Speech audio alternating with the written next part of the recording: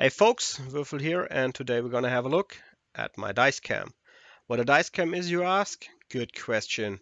This is basically a frame that holds a webcam, or if you don't want to use your webcam, you can also use your phone as a webcam, and you can rest it on top of this. And with this setup, you can bring in whatever is happening here into your webcam stream.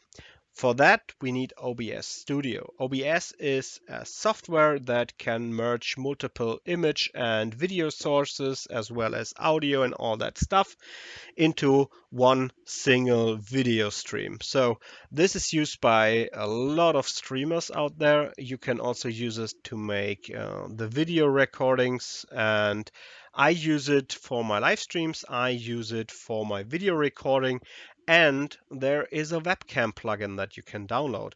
And with that webcam plugin, you can make the illusion to your system that whatever OBS is capturing is like a regular webcam. And with that, you can use it in other softwares like Discord.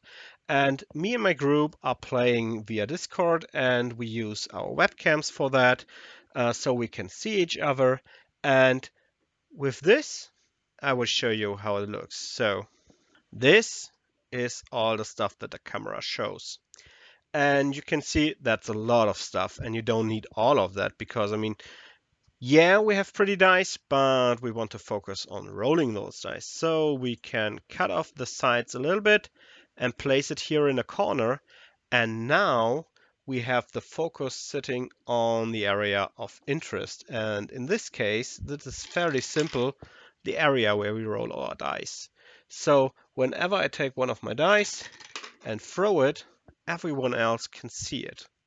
And the nice thing about this, compared to the first version that I tried, where I have my tripod sitting next to my table, this is a complete thing on its own. So everything is connected. So when I move the whole thing, you see down here that nothing has changed. So in my first experience trying to bring my real dice into my digital gaming, I always need to reposition the dice tray, but these days are gone. Now I can have a nice evening without to worry about anything like that, and all my players can enjoy what I'm rolling. And this led to a little thing that we are now running. Whenever someone rolls a 1, we take a screenshot of that. It's not only to have the 1 captured, that's pretty boring, but to also have the dump face they make. So we have a little gallery now running with all the tragic ones that we rolled, and all the painful faces that the players made. And it's a pretty fun thing. And that's what this is for. This thing here is not because you don't trust your other players. I mean, of course you can use it for that, but the main reason I built all this is the fun that I have. I mean, normally when we play online, we roll our dice and tell everyone what we have rolled. But having the dice in your hand and rolling them so everyone can see it, and you don't need to tell them what you have rolled, they can directly see the result at the same time that you can see it. It brings a lot of the emotions that you have when you regularly sit on a table, it brings them into your digital gaming. And that's the reason why I made this thing.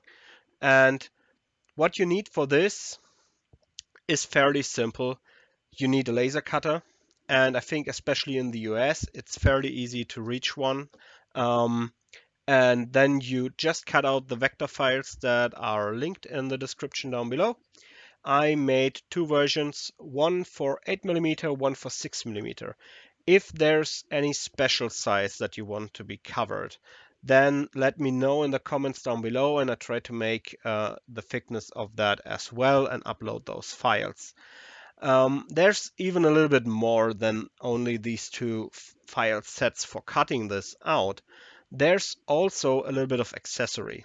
The first one you can directly see here, that is this little tray. This tray has the connector that is used for my Helix dice towers. So this is the first thing. But of course, not everyone is using my Dice Tower, even if they should. You can also just use a simple single tray. So you can place that here, get your dice, and everything's nice and fine. You can roll by hand, whatever you like the most. If you say that's a little bit less of space, then you remove that dice holder here and you have the complete surface free to roll your dice. You can use a dice cup.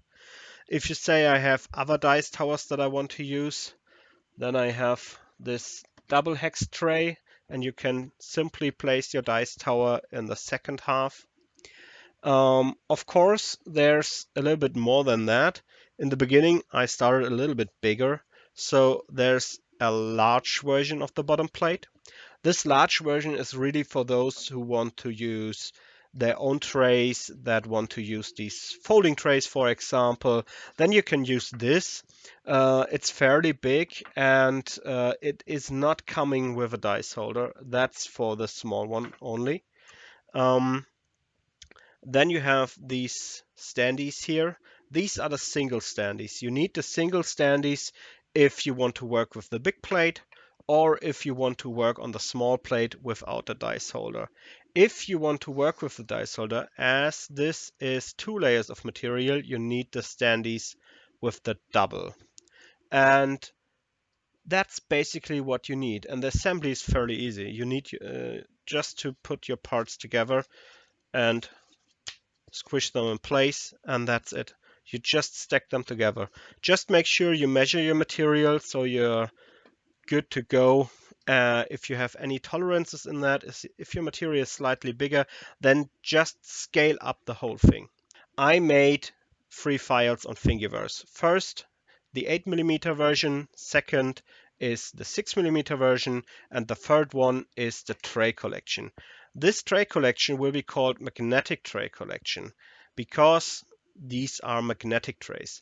It is not necessary to add the magnets for this usage, but I have another project that I want to talk with you in the next video, and that uses the magnetic trays. And I personally really like to have my things work together so they are interchangeable with all the systems and things that I build. So you see, I made the inner diameter of this hex 70mm because this tower over there and my open spiral dice tower are 70mm dice towers, so they fit in there nicely and these parts go together.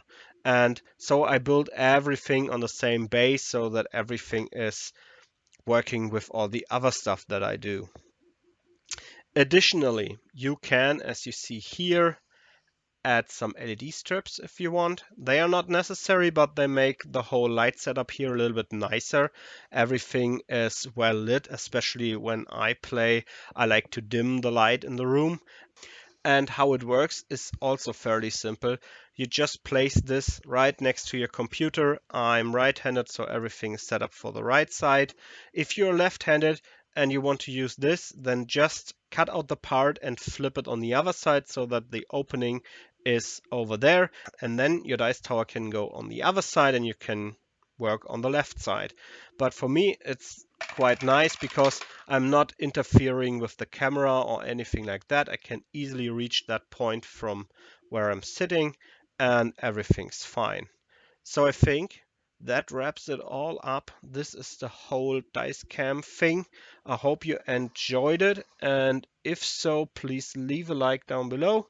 If you have any suggestions, if you have questions or anything like that, please comment down below. I try to update the files as best as I can.